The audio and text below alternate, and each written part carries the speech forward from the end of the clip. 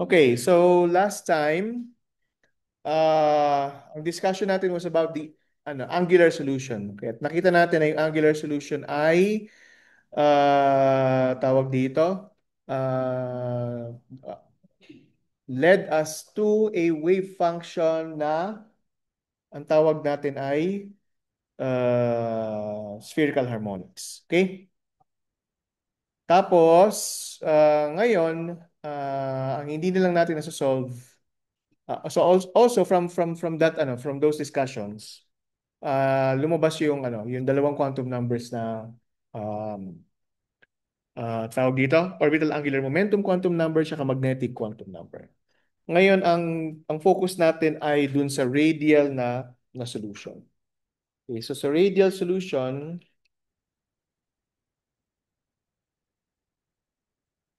okay, if you recall, this is 1 over r d dr r squared d dr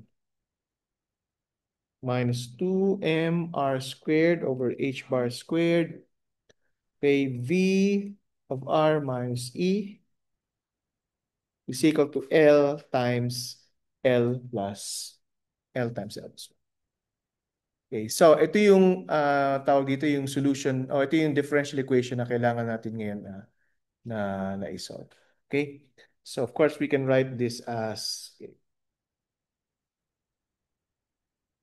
i-rewrite ko lang. So, d dr r squared d dr minus 2mr squared over h bar squared v of r minus e times r is equal to um, L times L plus 1 times R. Okay, so minultiply ko lang ito by yung solution now. Okay. Okay, so ito yung solve natin. So, we're going to do another change of variables. Okay. So, we let u of r be equal to small r times capital R of small r. Okay, which means na yung capital R ay equal sa u over r. And then if you take the derivative of that, we get r, but du dr minus u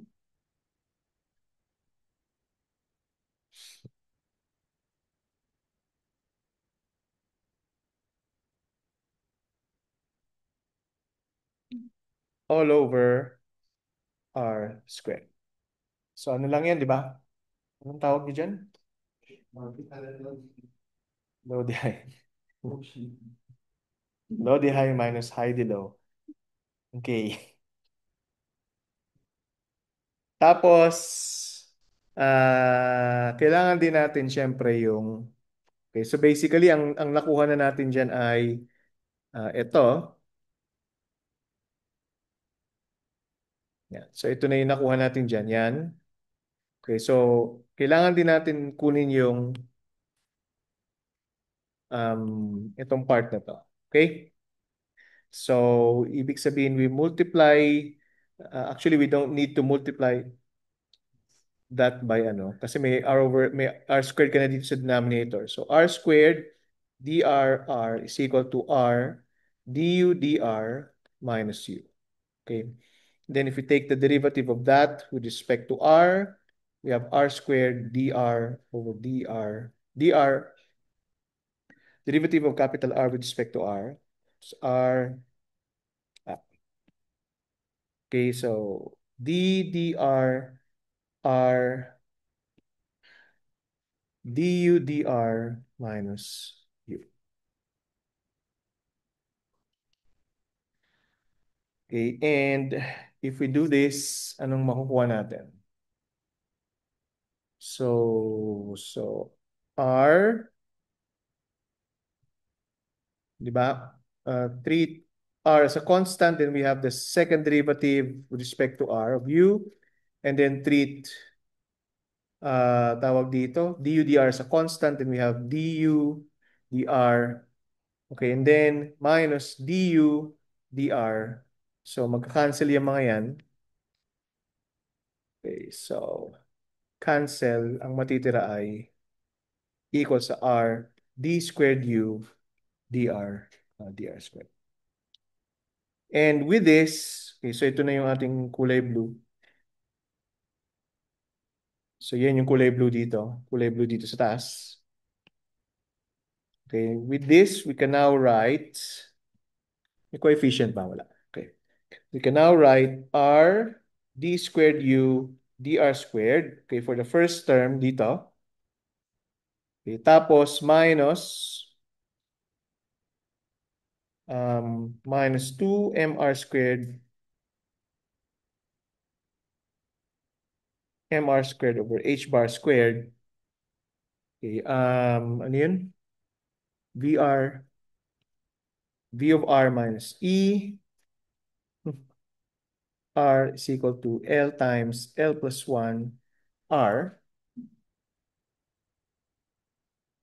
Sorry, papalitan natin yung R ng capital R ng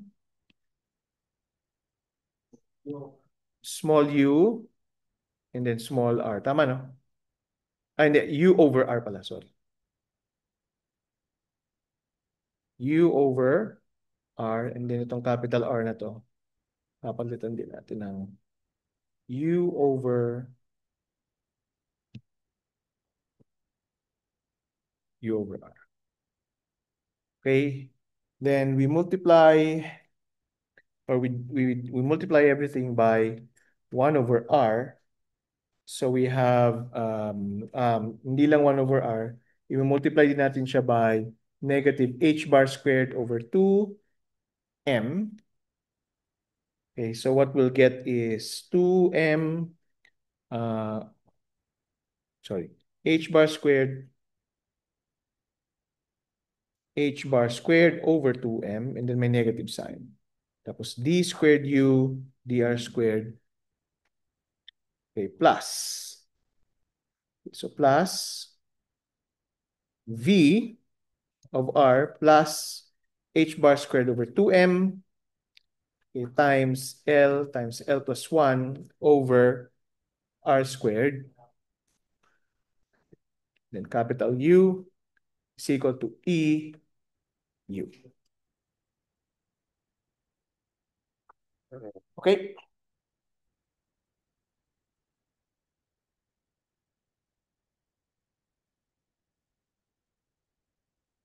Okay na? Sunod.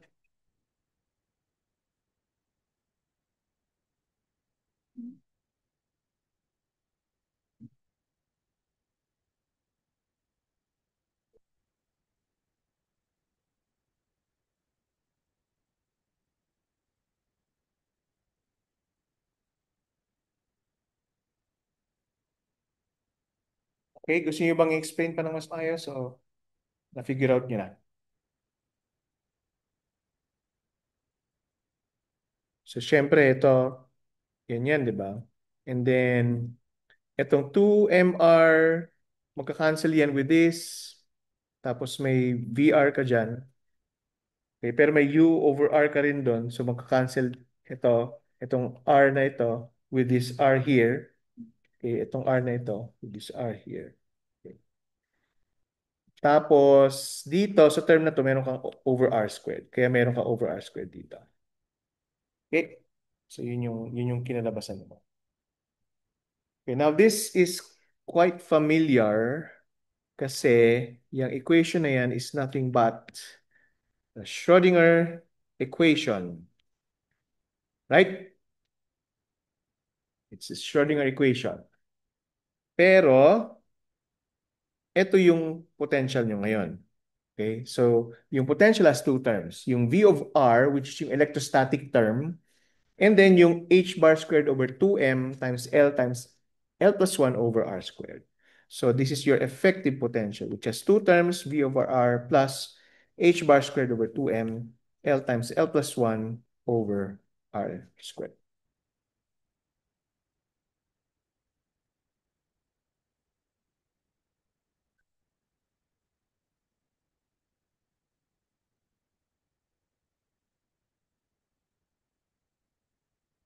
Okay? So, remember na yung L na yan is the tawag dito, orbital angular quantum, orbital angular momentum quantum number. So, if V is your electrostatic potential, the ibig sabihin, at some particular value of R, meron kang tawag dito, angular momentum na idadagdag, okay? Okay, na quantize dun sa orbit. Okay? And dun mag-arise yung tawag dito yung states na along the radial direction. Okay, so tignan natin kung anong kalalabasan niyan.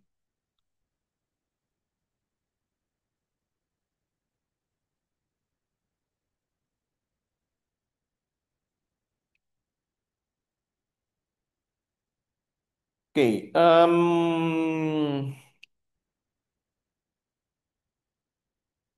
wait.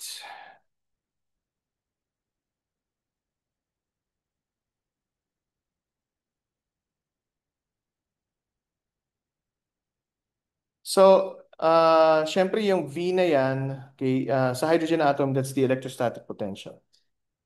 Okay, so tignan muna natin kung anong effect pag ibang potential nilagay natin dyan.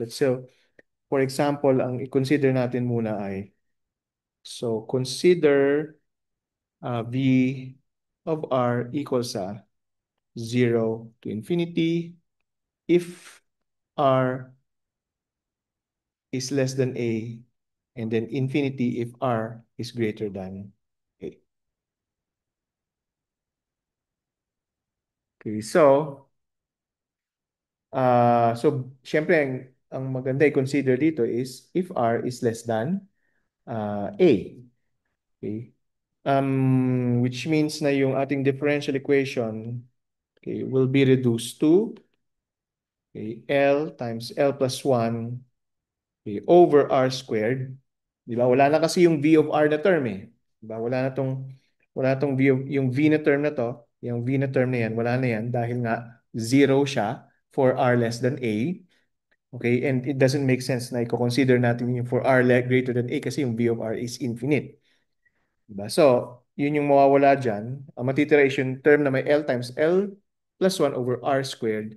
And then, dadagdag tayo ng minus K squared dito.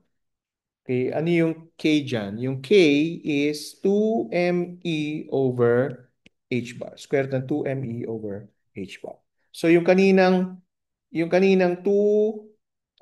H bar squared over 2M dito, okay, ay minultiply natin ulit pabalik dun sa E. So kaya nagkaroon ng K.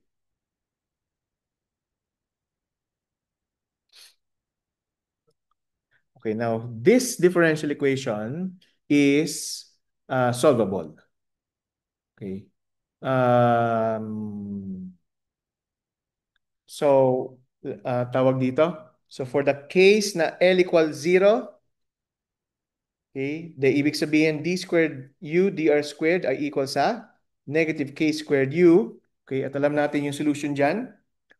Di ba? Ang solution dyan is u of r equals a sine kr plus b cosine kr.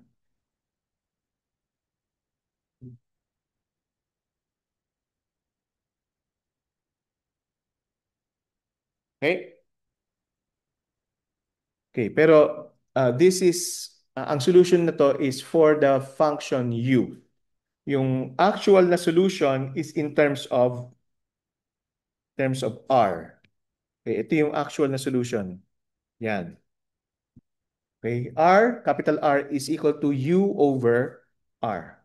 So, ibig sabihin, we need to multiply this to get the full solution, we need to multiply u over r by small r. So, ibig sabihin ito ay a over r or A over sine KR over R plus B times cosine KR over R.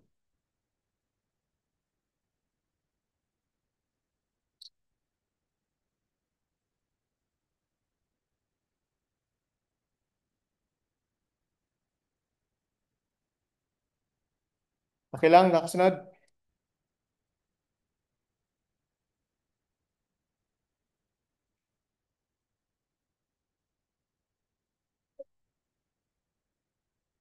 Nakasunod? Okay, now using this, if we let R approach zero, so pinapaliit natin yung radius, okay, makikita nyo na yung sine KR ay mag-approach sa zero. Right? Tama? Okay. Pero yung cosine KR ay mag-approach sa 1. And then you have a solution which is 1 over R approach limit ng 1 limit as R approaches 0 ng 1 over 1 over R. Okay, so yung second term it actually doesn't help us kasi magda-diverge, mag-blow up yung term na yan as R approaches 0. So what we do, so the second term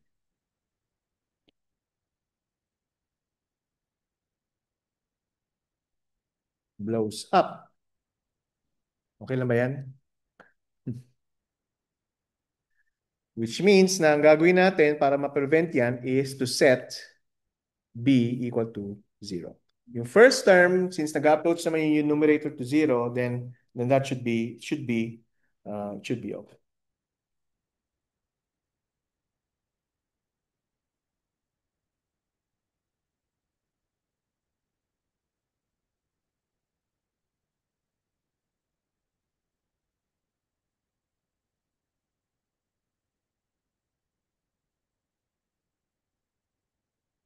Okay? So,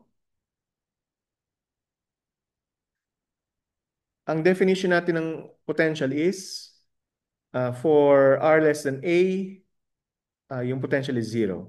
And syempre, at the boundary for R equal to A, dapat yung potential din is 0.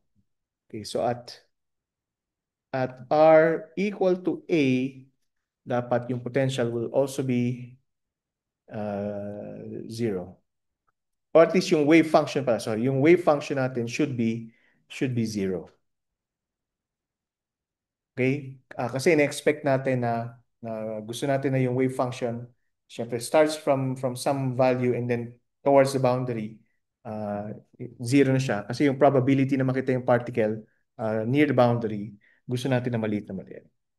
So this means na dapat ang sine KA ay equal to 0. Okay, so saan galing ang sine KA? Galing yan dito sa sine KR. Pina-approach natin yung tawag dito, yung R to A. And what this gives us is that yung KA ay equal sa N pi. Okay, our K ay equal sa N pi over A, and recall na ito ay equal to 2ME over H bar squared.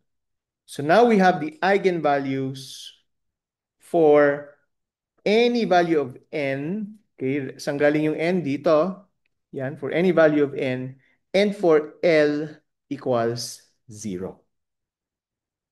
Okay, and by simply using itong expression na yan, we get N pi N squared pi squared H bar squared over 2MA squared, where N is equal to 1, 2, 3.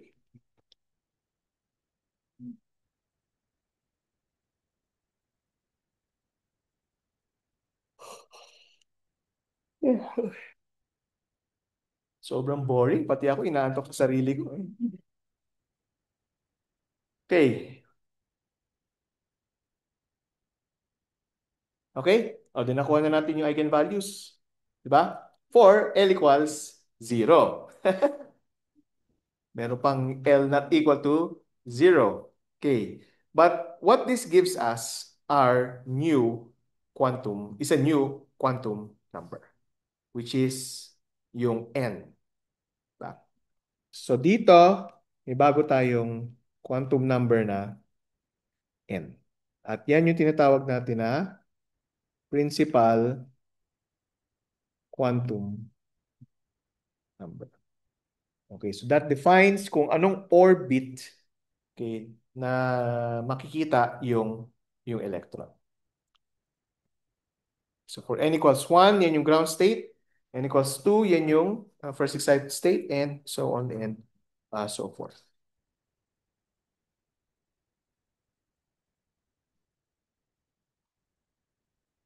Okay.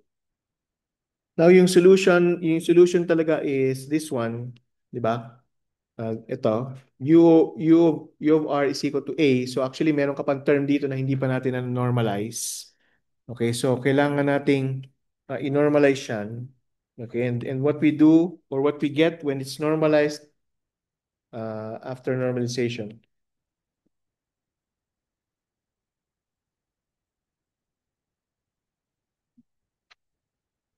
we get A, capital A is equal to square root ng 2 over 2 over A.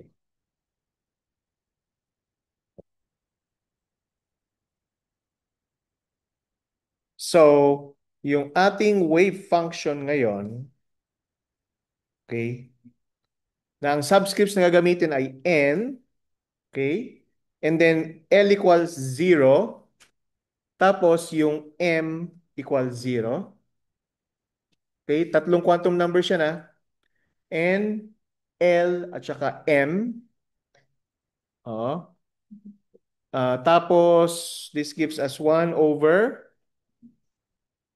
square root ng 2 pi A sine n pi r over A all over R. Yan pa lang yung L equals 0 tsaka M equals 0. Gagawin pa natin yung for ano, L not equal to 0. Anong masasabi nyo doon?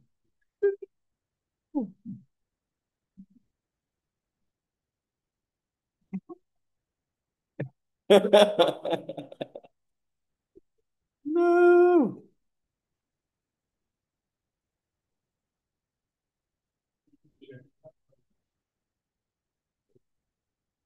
Okay?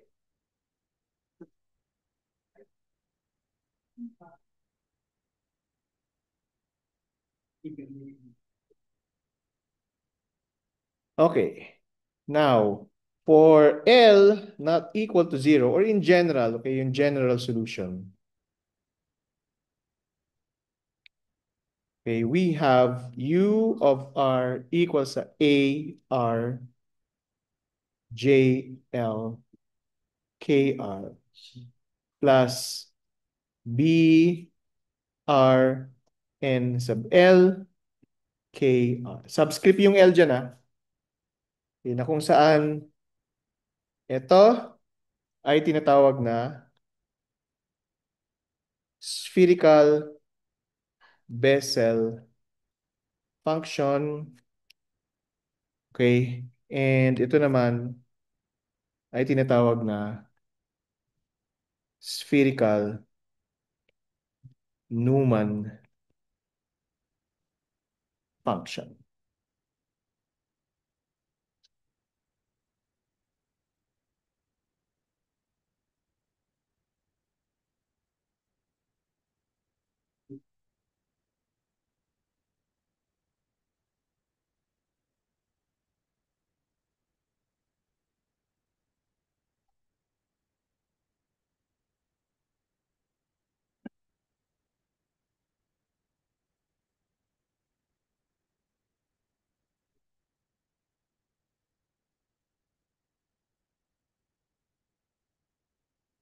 Okay? Ano ba yung mga functions na yan? Ano ba yung spherical Bessel function?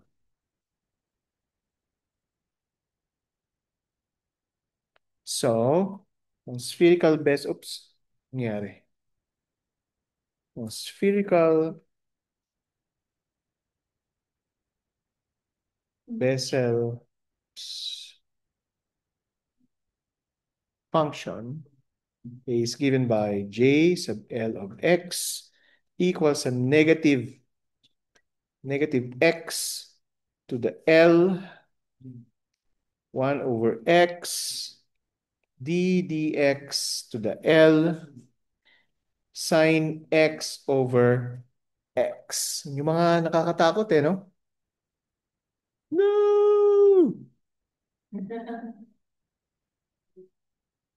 Yung spherical Newman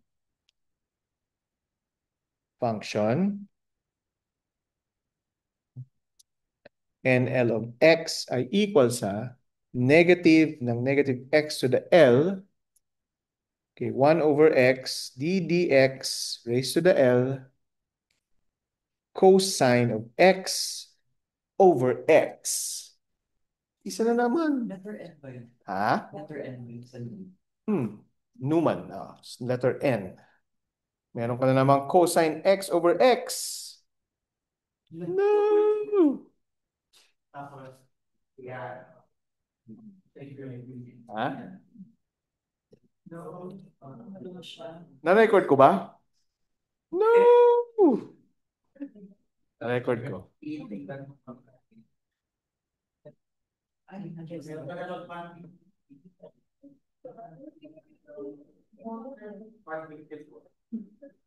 Ano?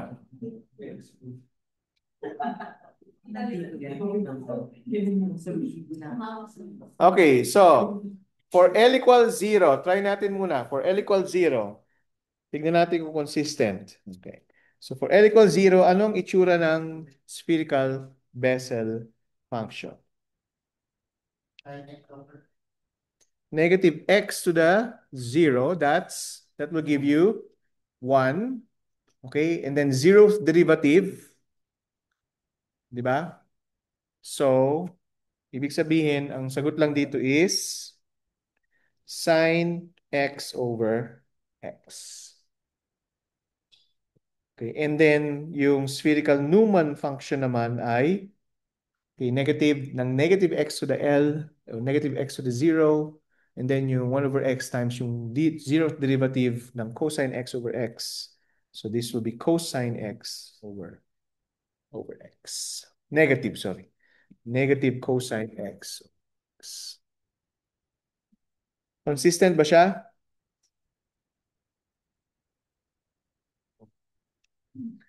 Consistent ba?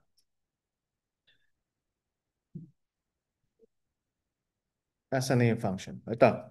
So ito siya, no? Ayan. So may sine R over R kayo na solution. So it's consistent. Now, bakit dito may sine x over x tas may cosine x over x pa? Kasi hindi to normalized at hindi pa na-apply yung boundary conditions dito. Okay? So kaya may cosine x over x ka pa rin. And once we apply the boundary conditions and pag na-normalize natin to, mawawala dyan yung cosine x. Okay, we end up with the same equation as we derived earlier. Now, for L equals 1, okay, so J1 of x ay equal to, okay, anong itsura ng, ngayon, spherical Bessel function? For L equals 1.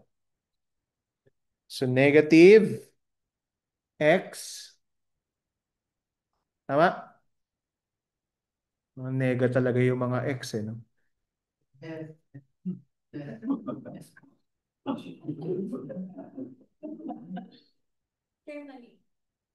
Ha?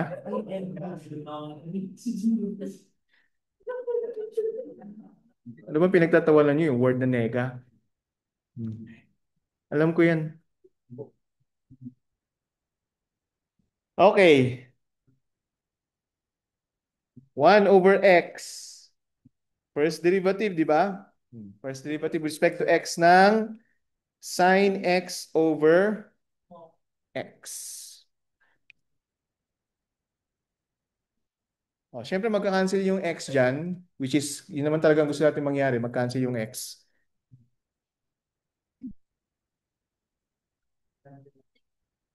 Oh, yung x lang naman sinabi ko makakancel eh. Matitira pa rin yung negative. Anong derivative niyan? Sin x over x.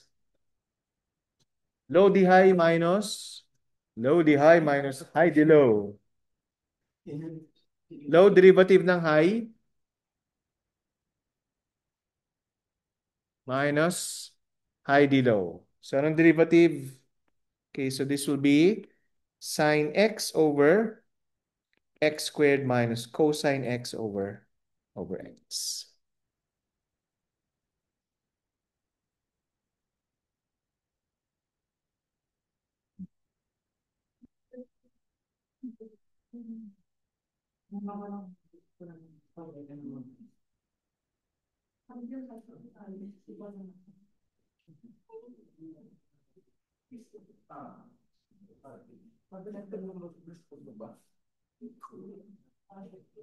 Okay, and then yung Newman, spherical Newman function,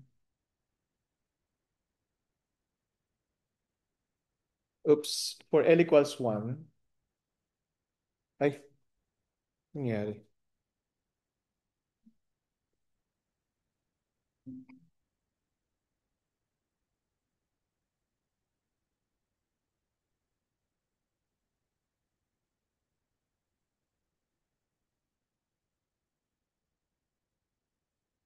Okay, ang ibibigay niya sa atin, asa na yun? Negative ng negative x, tapos may 1 over x tayo, d dx.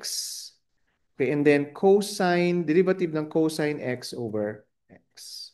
So that gives us a negative cosine x over x squared minus sine x over x.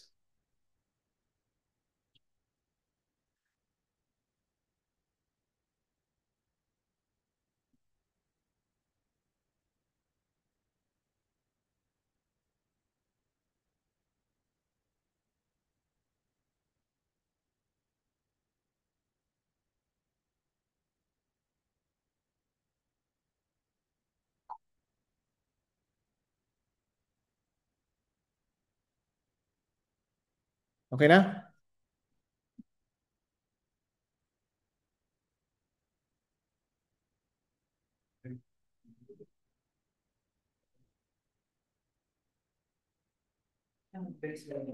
Ha? Anong ginamit yung solution? Hyperbometric. Ah,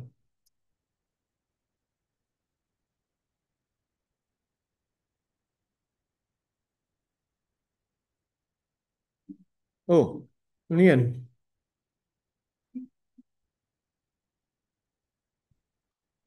Okay, so yung first few spherical Bessel and Newman functions, okay, ay makikita niyo diyan sa ano. Makikita niyo sa table 4.3 sa page 131. Okay, so sa page 131 nandiyan dyan yung sa table 4.3 makikita niyo yung Bessel and Newman functions.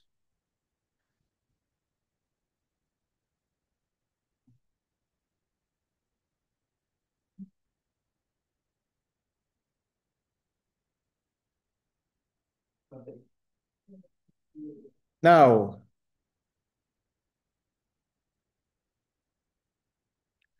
okay, so ito yung gawin natin ngayon. Ang gawin natin ay anong tawag dito? Tignan natin kung valid itong mga solutions na ito. Okay, for example, if we expand yung itong term na ito about x equals 0, okay? Yan term na yan. We do a Taylor series expansion. Okay, anong Taylor series expansion ng sin x? Anong first term? Hindi. X, di ba? Minus x cubed over 3 factorial, di ba? Plus x to the fifth over 5 factorial. Pero i-divide nyo pa siya by x.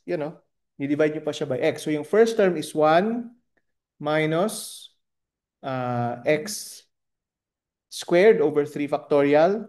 Gusto niyo sigurong isulat ko, no? Oh.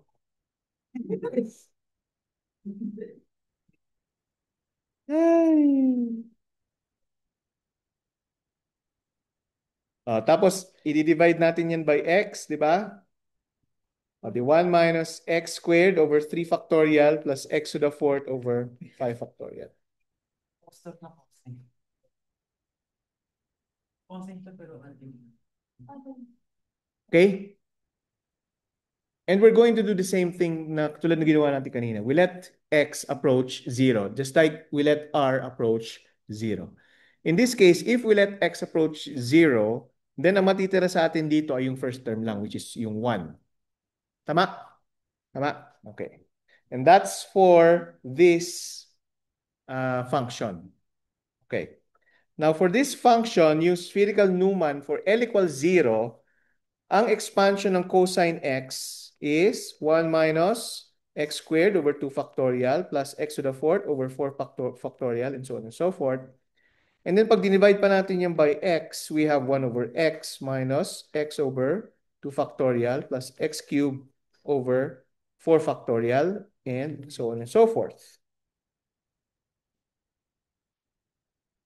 Right?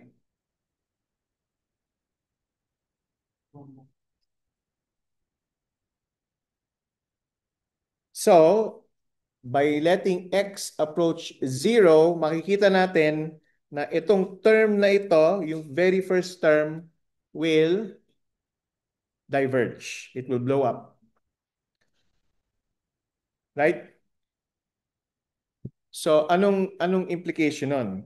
Ang implication nun is that, okay, if we go back to yung general solution, okay, ito yung general solution natin. If we don't want n sub 0 to blow up, then we should let b equal to 0.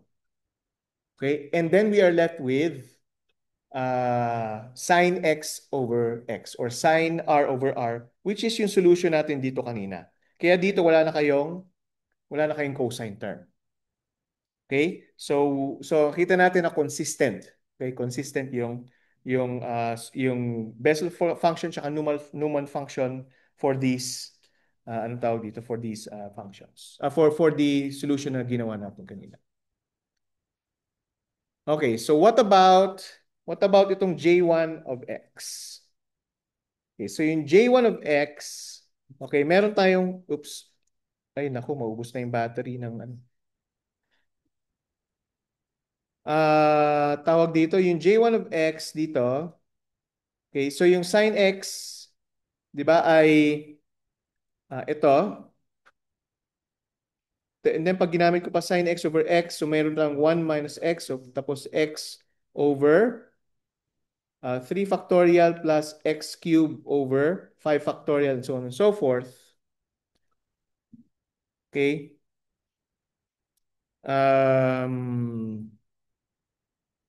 Sorry. X squared pala to. Sin x squared. Okay? And then may cosine x pa tayo. So this minus this, magka-cancel yan. Right? So yung first term is actually x. And then yung second term is actually x cubed. Okay, for this difference.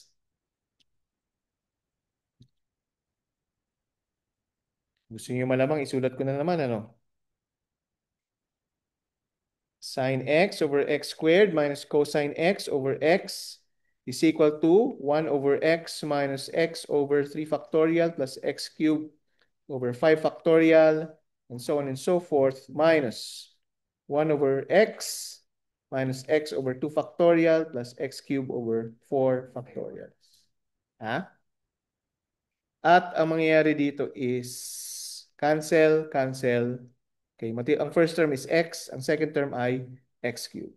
So, ang J1x natin ngayon, okay, for small values of x, if we let x approach 0 ay, okay, for small values of x, it's just x over 3.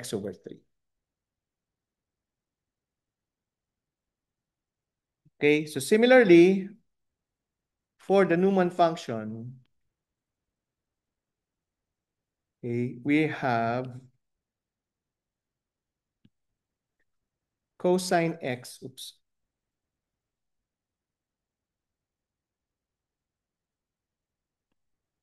cosine x over x squared. So this will be equal to 1 over 1 minus x squared minus x over 2 factorial. Ah, wala na pala yan. So 1 lang yan minus x squared over 4 factorial plus. Okay, and so on and so forth.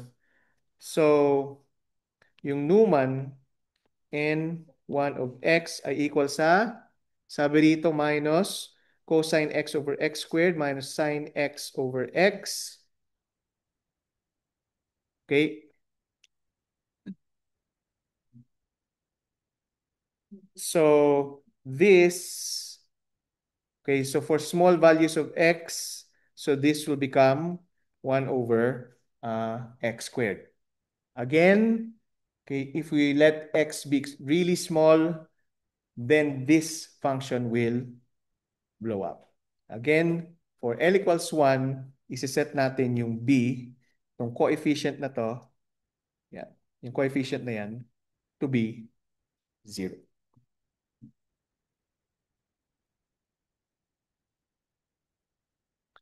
Okay, which means na, in general, yung ating function na R of R ay equal sa J sub L K R na lang.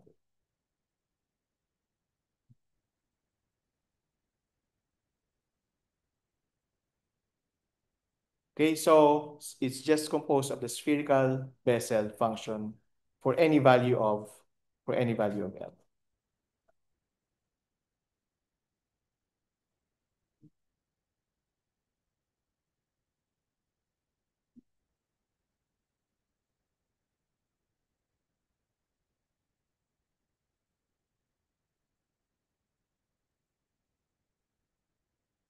Okay na? Siyempre, apply natin yung, anong tawag dito? Yung boundary condition. Sinabi natin kanina na at x equals a, dapat yung function ay equal to 0. So yung boundary condition at r equals a, dapat okay, ito ay equal to 0. Which means na yung J sub L K A ay dapat equal to 0.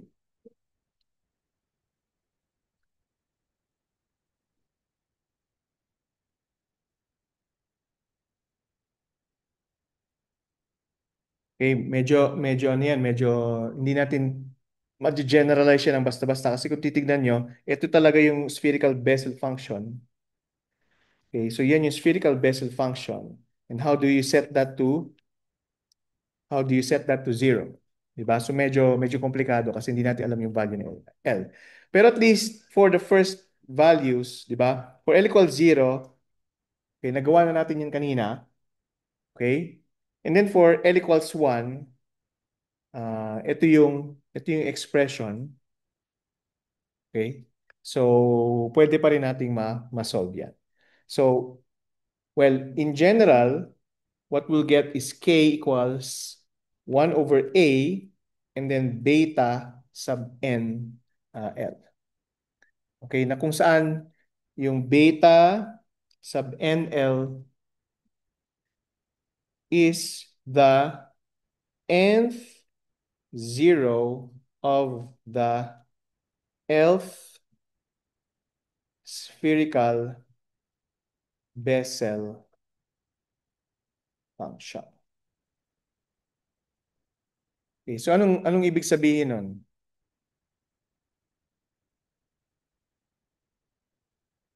BN.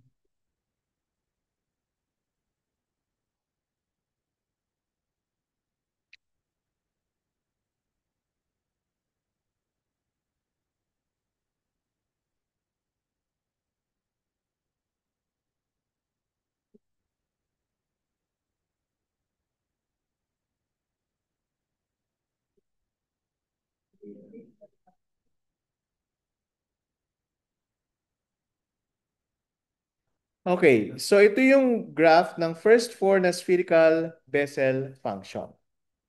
Okay, so anong ibig sabihin ng nth zero of the nth spherical Bessel function? Okay, so remember that the spherical Bessel function is defined in terms of L. Okay, so actually bakit capital N yan? Dapat capital ano yan eh. Dapat capital L yan. Okay, so mali yan. Dapat L yan. L yan.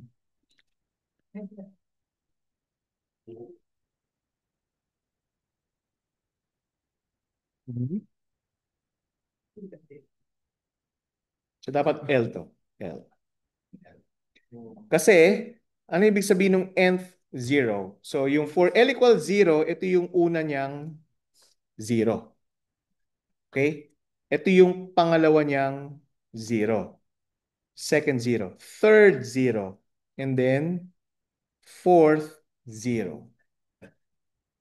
Okay? Nakailang zero na ba kayo?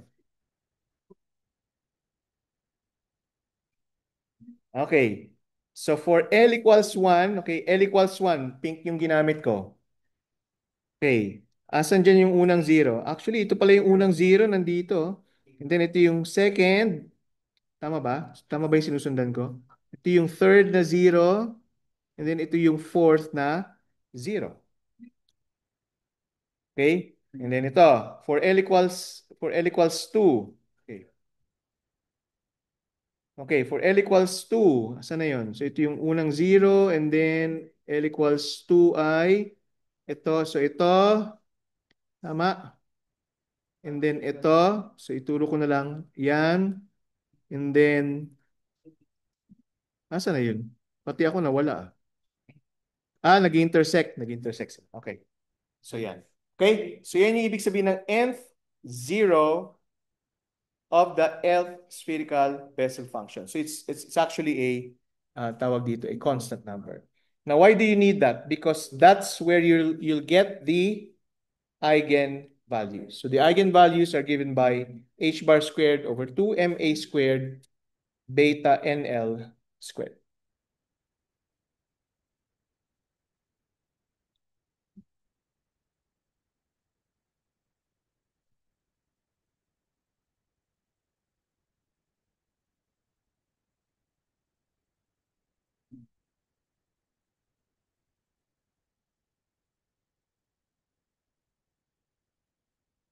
Okay. So now, okay, yung full na wave function will be given by y NLM r theta phi, okay, and then a sub NL, okay, and then yung spherical Bessel function in terms of beta NL r over a, and then yung spherical harmonics, theta and phi. Okay, ito ay to be determined from normalization.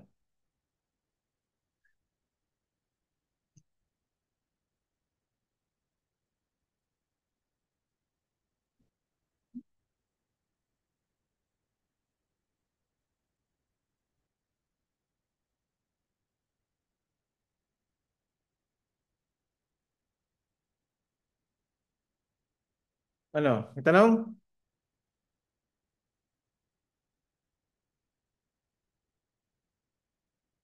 Yung?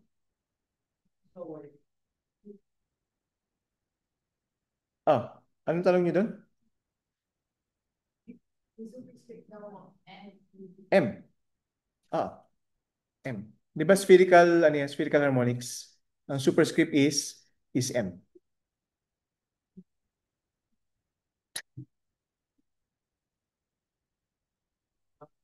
Paano pag subscript? Subscript nga eh. So dapat mas mababa, di ba?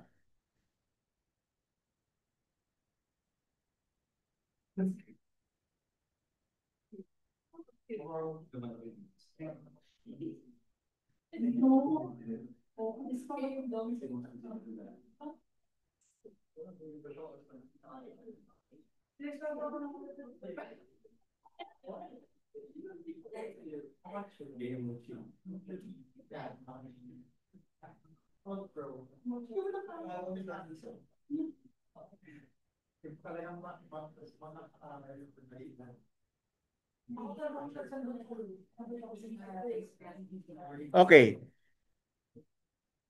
Now, this is not actually the solution for the hydrogen atom. Oh, bakit? Not as that the solution to the hydrogen atom. Dapat hindi kayo magtaka kasi ano bang potential ginamit natin dito? It's not the electrostatic potential. Di ba? Sabi ko lang, as an example, kanina, gamitin lang muna natin itong potential na to para malaman natin kung paano gamitin yung functions. Okay, yung wave function. So sorry, yung differential equation. Okay? So ano talaga yung solution ng hydrogen atom? Ano bang electrostatic potential? Ang electrostatic potential is V over R negative E squared over 4 pi epsilon naught times 1 over R. So yung radial equation is actually written as d squared U dr squared plus negative E squared over 4 pi epsilon naught 1 over R plus H bar squared over 2m times L plus 1 over R squared U is equal to E. Okay, so walang dun sa original na differential equation, ito lang yung pinalitan natin. Okay, yung V. Okay? Yung V. So wala na tayong ibang dinagdag. The rest ay the same. So yan talaga ang kailangan nating i-solve.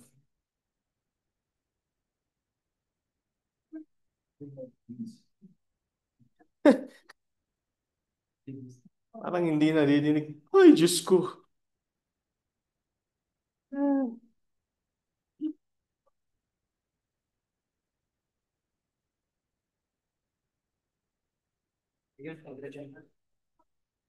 Okay, so ito i-divide ko to everything or multiply ko to everything by 1 over E. Okay? Anong mangyayari dyan? So dito magkakaroon tayo ng H bar squared over negative H bar squared over 2ME.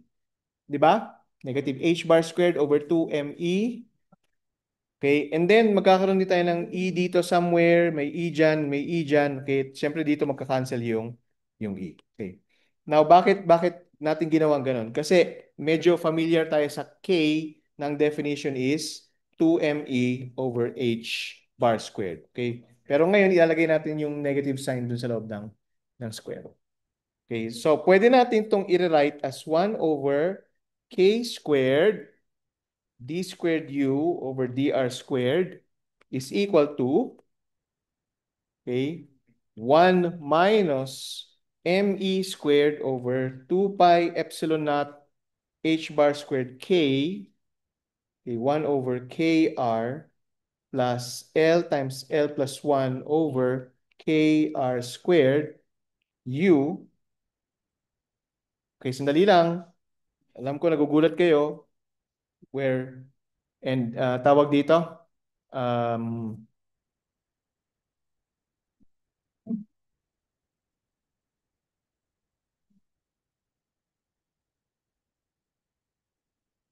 hindi pumasok yung N dito. We have iba lang pa. So dito yung E dito is anong tawag dito? H bar squared K squared over 2M, no? From here, yung E is H bar squared K squared over negative 2M. Okay? Kaya dito wala kayo nakikitang E dito kasi ito yung ginamit na expression. Okay? Okay, nakasunod? Okay. So, if we let rho be equal to KR and then rho naught be equal to ME squared over 2 pi epsilon naught H bar squared K. Okay, so ito yun, ME squared yan. Okay, and then ito yung rho. Ito rho squared. Okay, so anong mangyayari dito ngayon? D squared U, dr squared equals 1 minus rho naught rho plus L times L plus 1 over rho squared U. Okay. Okay, so simplification ng lahat yan.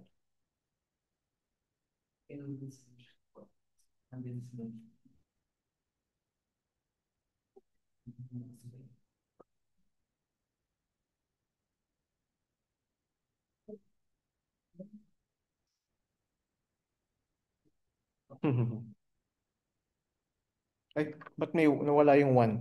Yan yung 1.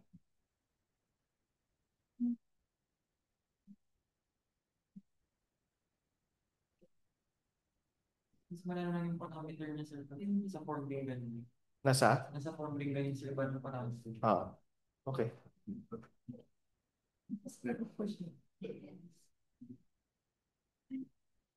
Okay.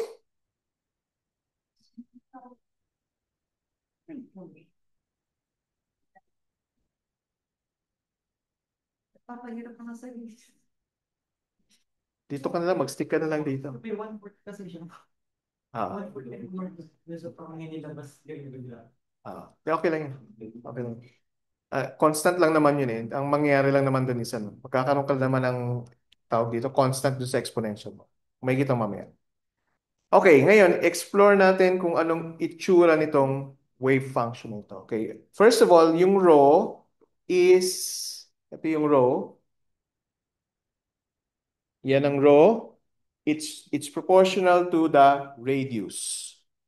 Okay, so if we let the radius approach infinity, okay, pinapalaki natin yung radius, yung rho also approaches infinity, anong mangyayari dun sa differential equation? So if we let rho approach infinity, the differential equation becomes, hindi, may 1. May 1 dun. Becomes, it becomes u. If we let rho approach infinity, it becomes u.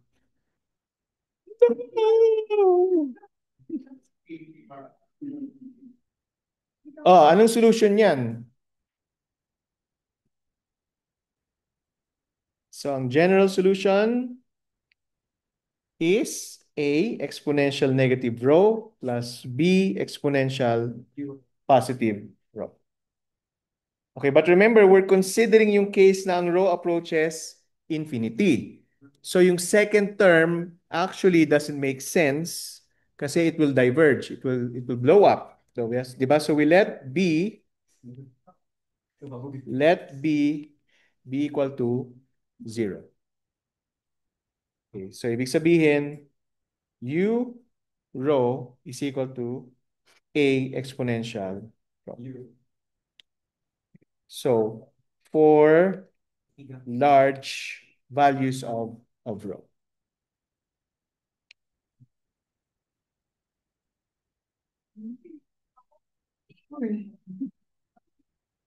Ano nangyayari?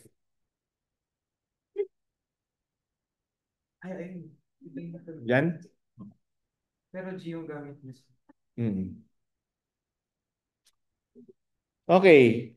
Tignan natin yung opposite case na yung rho, pa-approach natin to 0. So we're looking at R decreasing and approaching towards 0. So ano mangyayari ngayon sa differential equation? So if we let rho be equal to 0, anong magsusurvive? Definitely, definitely, kayo ba magsusurvive?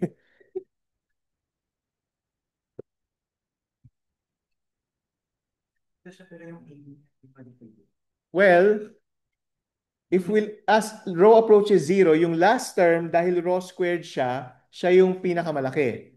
Di ba? So, magiging d squared u dr squared equals sa L times L plus 1 rho squared, then U.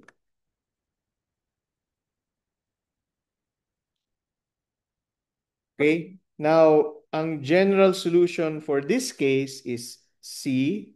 It's a constant. Rho times L, rho raised to the L plus 1 plus D rho raised to the negative L. Okay, but remember, we're evaluating rho approaching 0. So, ibig sabihin yung second term will diverge, which means na we let D be equal to 0. So, yung U of rho is equal to C, approximately equal to C raised to the rho L plus 1, okay, for small values of rho.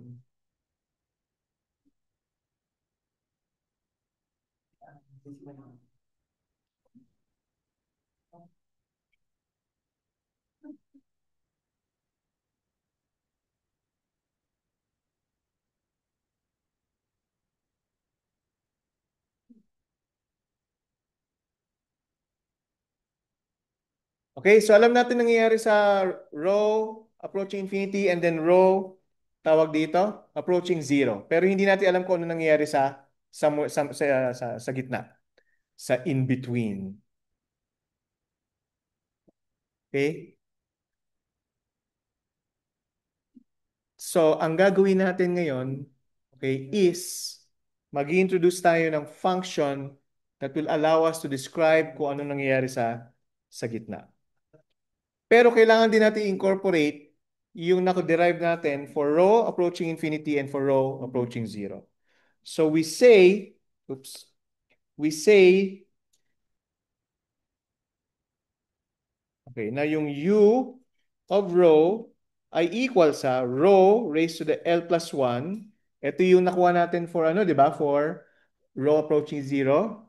And then E raised to the negative rho. Ito naman yung nakuha natin for rho approaching infinity. And then mag-introduce tayo ng function of V of rho.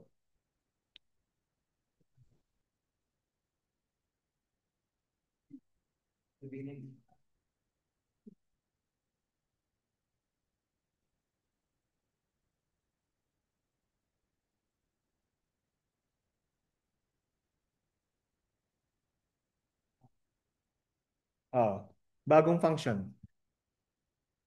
Bagong function.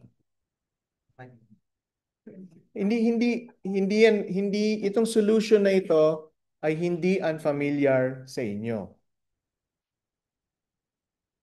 Bakit? Malamang hindi nyo na naalala, di ba?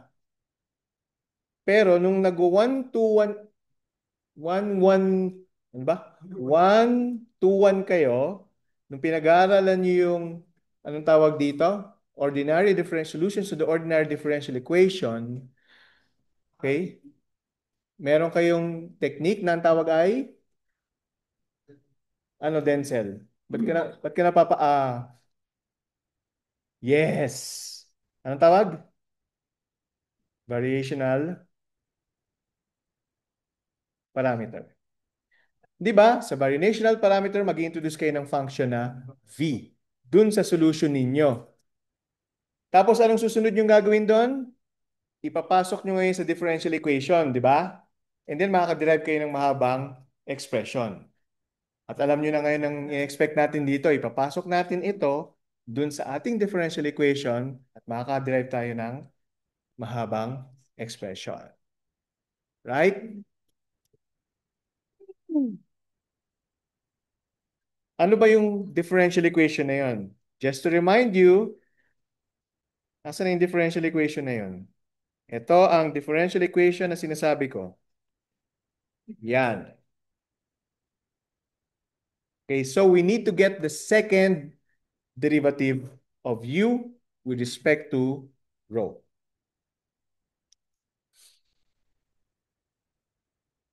Okay?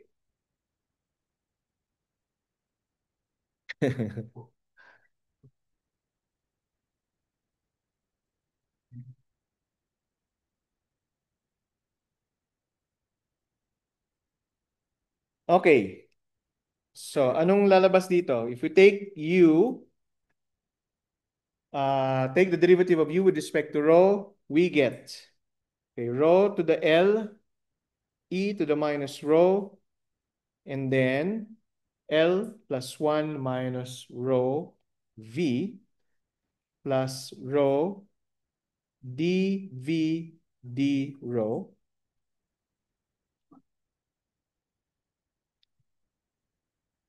Okay, and if we take the second derivative with respect to rho, we get rho to the L, e to the minus rho, negative 2L minus 2 plus rho plus L times L plus 1 over rho times V plus 2 times L plus 1 minus rho. Okay, derivative ng V with respect to rho plus rho, second derivative ng V with respect to rho.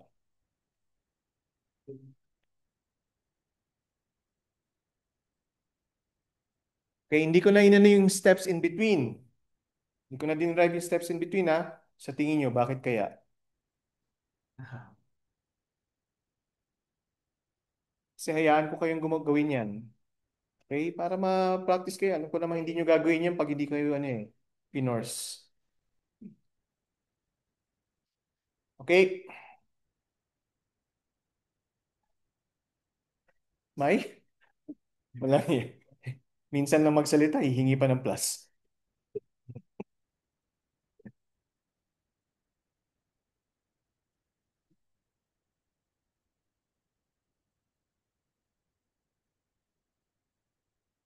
Okay.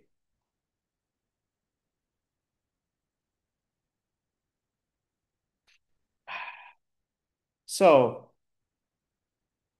ito ngayon ang ano dyan. Ito talaga yung actually mahirap dyan. Ninyo. Kasi yung first term o yung tawag dito, ito yung u. Okay, yan yung u na na-derive na natin. Okay, yan yon. Okay? And then may second derivative tayo dito. Okay, at ito yon.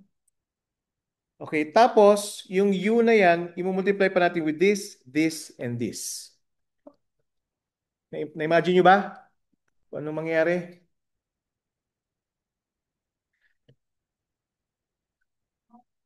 Okay, mangyayari ay crash out, breakdown. So, if you insert these dun sa differential equation, you'll end up with rho d squared v d rho squared plus 2L plus 1 minus rho dv d rho plus rho naught minus 2L plus 1 v is equal to 0.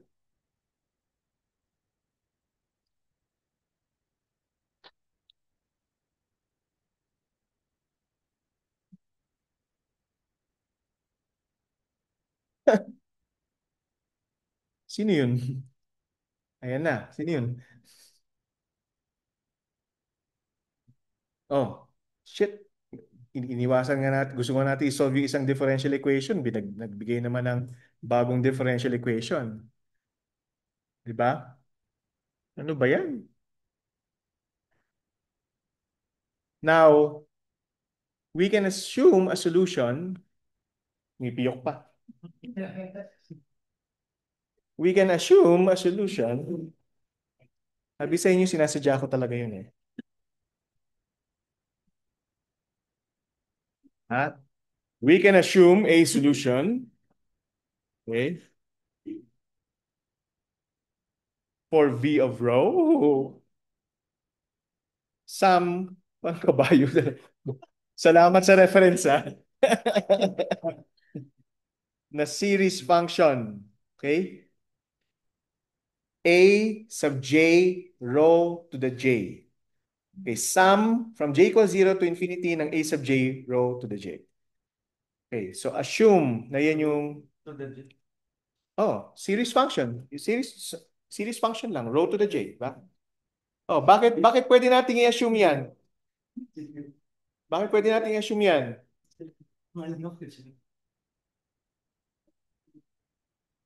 Si J-Ro, si J-Ro.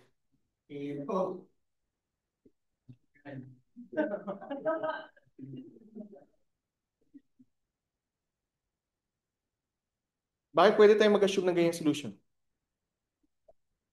Kasi any, di ba, from your 1 to 1, dun sa magaling yung teacher, any function can be expressed as a series, as an infinite series. So that's why the solution to this differential equation, okay, is assumed to be an infinite series. Okay?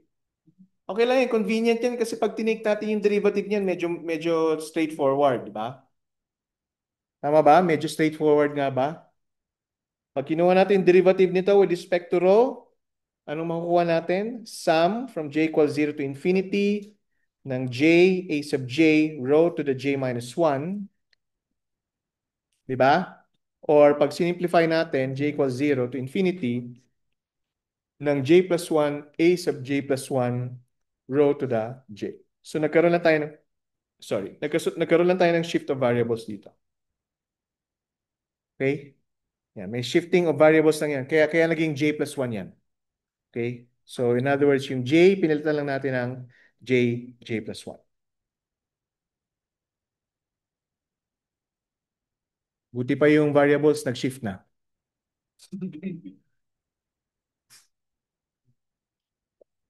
Pag kinuha natin yung second derivative niyan, okay, what do we get? Sum from j equals 0 to infinity ng j times j plus 1, a sub j plus 1, rho to the j minus 1.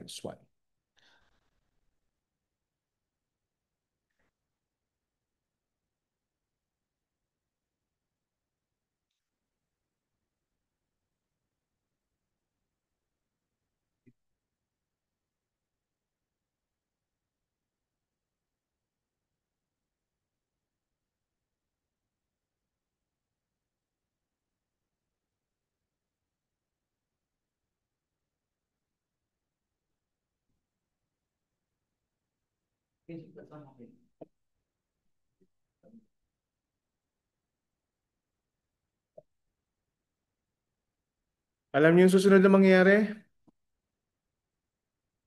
Bago kayo umiyak?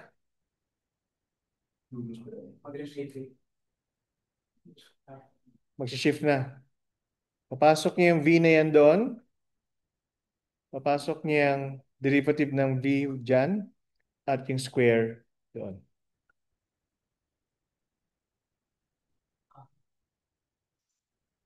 Ngayon, iiyak na kayo. So,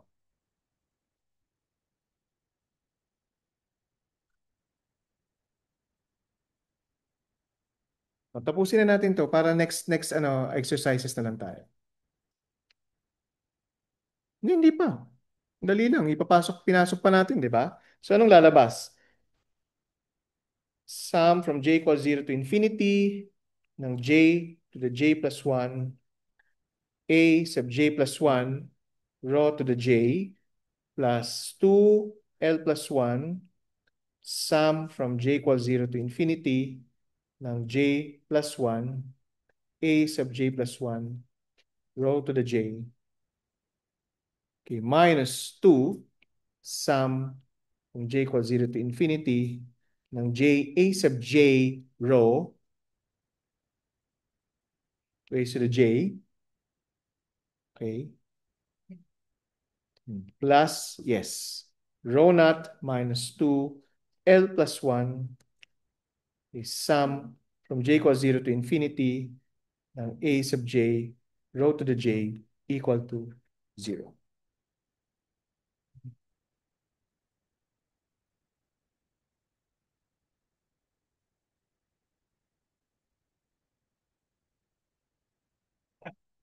Sige, kopyahin nyo muna. Although nasa book naman yan. Anyway.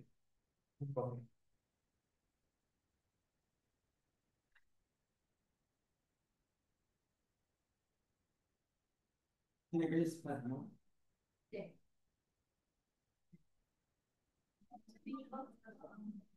Pwede mo lang isa dito sa main. Pero may coefficient silang gusto ka.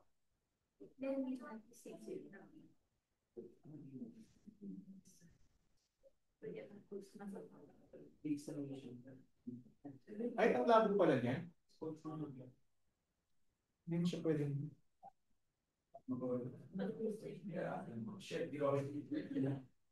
Hindi mo Yeah, better ba? Yan.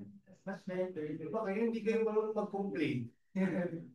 Hanggang ano lang kayo, hanggang rally-rally lang kayo. Pero pagdating sa loob ng classroom, wala na. Kaya pa. Labo? Yan! Ganun! Ganun! Labo! Linawan! Linawan! Para ko sa rin ko lang.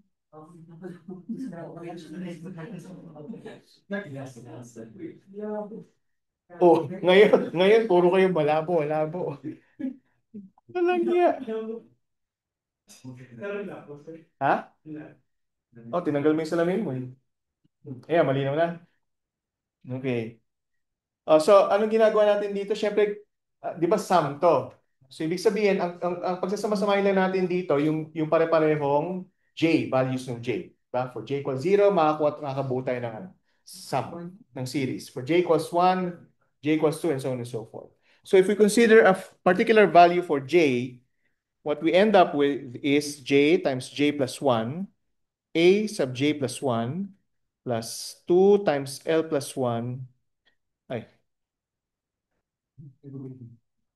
J plus 1, A sub J plus 1 minus 2, J, A, J, plus rho naught minus 2, L plus 1, A, J equals 0. Okay, now, if you look closely, meron tayong A sub J plus 1 dyan, A sub J plus 1 dito, and then meron tayong A sub J dito, and then A sub J dito. So what we can do is to isolate A sub J plus 1, okay, against A sub J. Pag-iwalay natin A sub J plus 1. Hindi naman isolate nga eh. Sige, isusulat ko na lang din para tuloy-tuloy na yung pagkopya niya. So, when we do that, we get 2J plus L plus 1 minus rho all over J plus 1, J plus 2L plus 2, and times A sub J.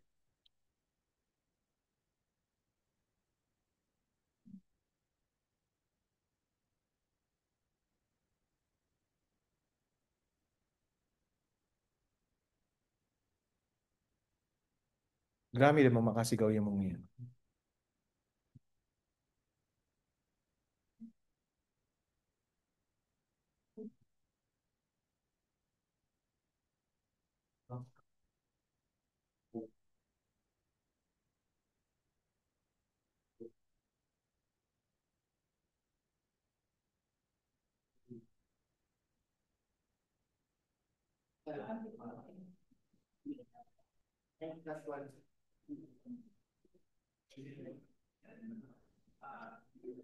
Okay?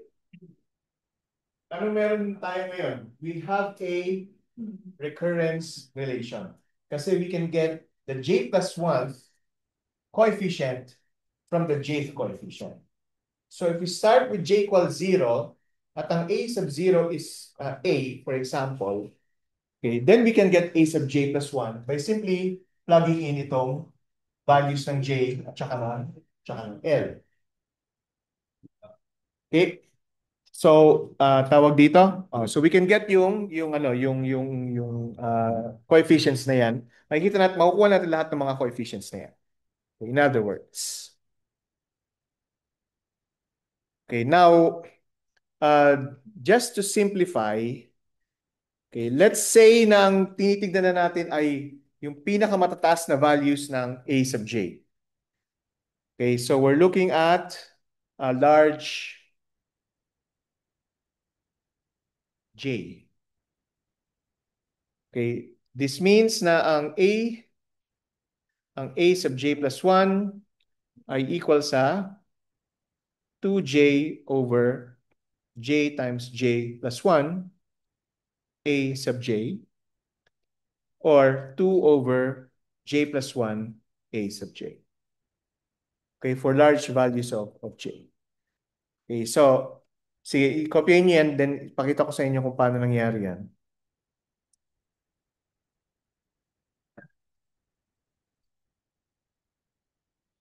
Okay? So, from here, di ba? Very large yung values ng j. So, mawawala yung or may ignore na natin yung L plus 1 at saka yung rho naught. Di ba? Tsaka yung 2L plus 2 dun sa denominator. Okay? Okay? So, kaya ang matitira ay ganyan. And if we start from A naught equal to A, okay, then A sub A sub j will be approximately equal to 2 to the j over j factorial times A. Okay? Kasi i-multiply nyo lang na i-multiply yung bawat j.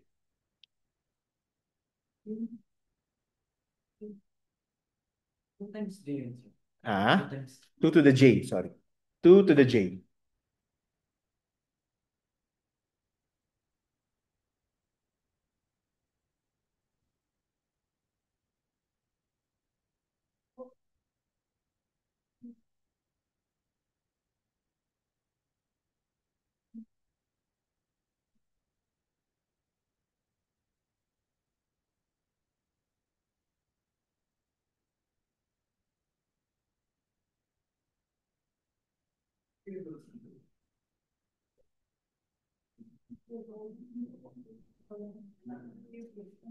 Okay?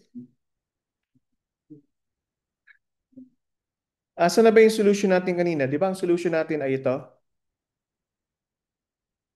Ito yung solution, no? Ito. Di ba?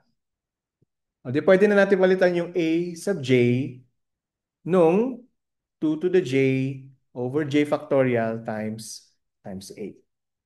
Okay, so yung V of rho, okay, will become A times sum from j equals 0 to infinity ng 2 to the j over j factorial rho to the j.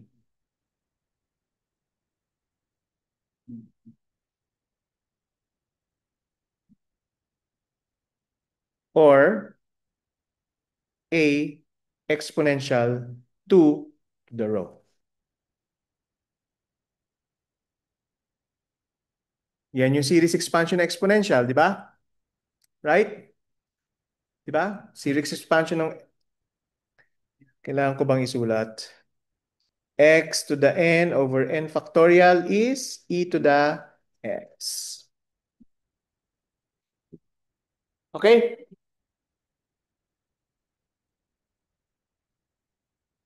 Tama?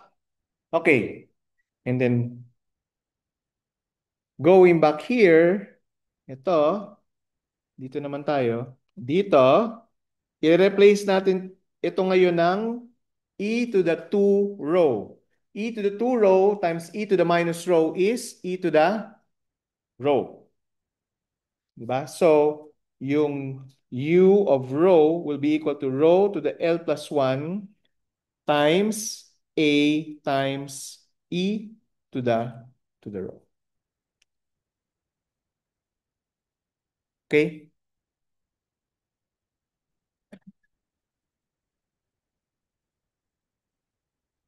Now, di ba may discussion tayo kanina about yung E to the row? Di ba kanina, sabi natin, hindi pwede magkaroon ng solution na may E to the row. Di ba? Sana yun? Ito, hindi pwede magkaroon ng solution na mayroong E to the row. Kaya nga natin sinet yung B equal to 0 eh. Di ba? So, biglang may lumitaw na E to the row dyan. Di ba? Shit! Anong physical interpretation dyan ngayon? Anong ibig sabihin nun? Hindi. Ibig sabihin, there's no way na yung solution ay paaabutin natin ng large values of rho. Which means that the solution, that rho must have a maximum value. Di ba? Yung solution must have a maximum value. Yung assumption natin na yung summation from j equals 0 to infinity, that's not correct. It has to end somewhere. It must terminate somewhere. So, ibig sabihin nun, di ba, nag-start tayo sa coefficients. Yung coefficients na A, J must have a maximum value. Okay? Oops. Actually, AJ, ano yun? AJ, tawag dito? AJ plus 1 yun. So, AJ max plus 1 must have a maximum value. At yung maximum value na yon ay dapat equal sa 0. Okay? So, yung J max, yung coefficient na A corresponding to J max must be 0. And everything else, every J higher than J max, lahat yun ay 0. Gets nyo? Naintindihan nyo? So may maximum value lang for J. Okay, sino ba yon si J? Okay, konting-konti lang tayo mag-extend kasi ito na yung solution eh. Okay? So from here, okay, from this expression, kung meron siyang maximum value, dapat yung numerator ay equal to 0 at the maximum value of J. Right? Okay, so ano bang numerator? 2J max plus L plus 1 minus rho naught equals 0. Or if we let this be equal to n, okay, then we can write this, or rho naught is equal to 2n. Okay, rho naught is equal to 2n.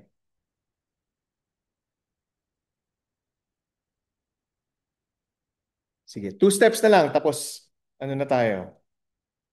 Dismiss na. Okay, yung 2 steps na yun ay integration. Hindi, joke lang. Saan natin gagamitin? Saan ba natin ginamit yung raw nut in the first place? Saan ba natin unang nakita yan? Dito natin unang nakita yung raw nut. Tignan nyo to. Yan. Ito. Yan o, yung raw nut. O di ipasok nyo ngayon. Di syempre equal na yan ngayon sa, sabi natin sa 2n. Di ba? Equal siya sa 2n. Okay? When we do that, okay, ang makukuha natin ay yung eigenvalue, okay, na E.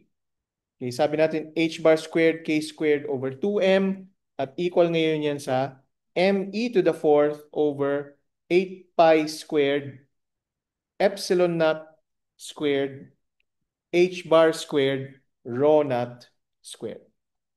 Okay, and if I just rewrite this, okay, as syempre ipapasok ko na yung ano no rho naught dito no.